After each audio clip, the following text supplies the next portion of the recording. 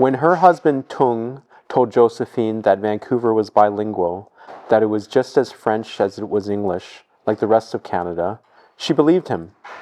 There was no need to go to Montreal, where some of her friends had ended up. Vancouver would be as fine a place as any to continue life. Until her last day in Saigon, Josephine taught French in a primary school, refusing to admit that French would be useless to her students once the communists took over. Her great regret was never getting to see any of them discover l'étranger. But at least she got to leave Vietnam in an airplane, not like her friends. She fled to Hong Kong with Tung and his mother. Tung would return to studying economics now that his military career was finished. In the year they spent in Hong Kong, while Tung applied to universities all over the free world, Josephine picked up more Cantonese than English, though all she could really do in Cantonese was haggle down the price of vegetables. 2 universities in the Vancouver area offered Tung scholarships. All else being equal, Tung chose the school located in the mountains because such a school is, naturally, more auspicious than a school by the sea. When they arrived, Josephine noticed that the only thing French about Vancouver was the bilingual grocery labels. Now, 7 years on, their son, Christian, set for kindergarten. The family rents a basement suite on Fleming Street in East Vancouver, and Tung is still working on his PhD. Josephine's English is much improved, although she still prefers to read the grocery labels in French. She occasionally watches the French broadcast of the CBC, even though the Quebecois accent will always sound foreign. Maybe it is just as well that they ended up in Vancouver instead of Montreal. The French language conjures up everything Josephine is fond of about Vietnam, of gray, green margulas climbing the Doric columns of the school where she taught, of nuns chewing betel quid while tracing their sisters' steps across the courtyard, of ham and baguettes. What happens to wine when it is allowed to breathe in the open air? Josephine is not an expert on wines, but she imagines it is similar to the alchemy that occurs in her head when she inhales French. French takes her back home more than Vietnamese does. Vietnamese these days is the language of arguments over chores and the future. So that's the beginning of Gulliver's Wife. Locations and new lives can cause these transformative changes to you and your perspectives. And in the case of Josephine, who's married to Tung, how coming to a new place can, in a way, transform your relationship with somebody you've known for so long. This being her husband that she lived with in Vietnam before they immigrated to Canada. What I found kind of interesting in writing these stories is sort of how the different generations and different characters certainly have different aspirations and are often defined by whether or not they succeed in the new place they are at. And then we see, as you say, Josephine developing and perhaps succeeding in her new world in Vancouver in Canada, the way that her husband may not be as much, wallowing in his interminable degree program of studies.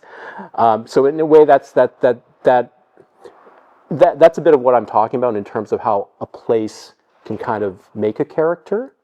I also found it fascinating in writing these stories how sometimes, even though you're leaving from one place to another, from one world to another, you're not really leaving your life in a certain fundamental way. You're still carrying the same baggage. Josephine and Tung are still carrying the same baggage of their relationship, whether they were in Vietnam or in Vancouver. So I found that another interesting dynamic, how lives can change by going to a new place, but how many of the things remain the same, even though you're in your so-called land of dreams. It's a book of 9 stories.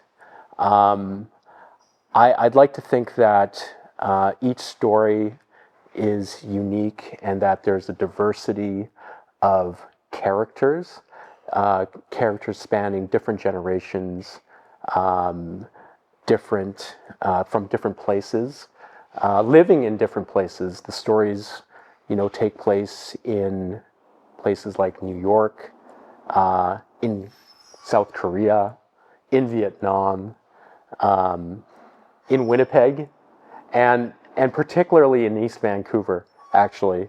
I guess the through line of these stories and the source of much of my inspiration, whether voluntary or not, is the Vietnamese diaspora. It's certainly my parents' background. It's certainly my background, and it is sort of the common thread that runs through my stories, an examination of their experiences and their trials and tribulations, so to speak, in the various places where they are, whether they're born in that place or whether they're a newcomer. The first thing that inspires me with any of my stories is the characters, and the relationship between characters. That's how I've come to, I think, build my characters. I like to think that they're all quite different, whether they're a private school kid in Winnipeg, or if they're an abalone diver in Korea, or if they're a lawyer in Manhattan. But they do develop in relationship to the other characters in the story that I've developed over the years. It took me about, oh goodness, from the first to last story, certainly over 5 years to write all these stories. And I think it starts with a character. It starts with their relationship with those around them. And another, for me, essential ingredient is place and location, certainly. Location for me is at once a character in my stories, and I think it also makes these characters as well. So the characters often define themselves or are defined by the place where they are in and where they are trying to succeed in or just survive in or trying to get away from.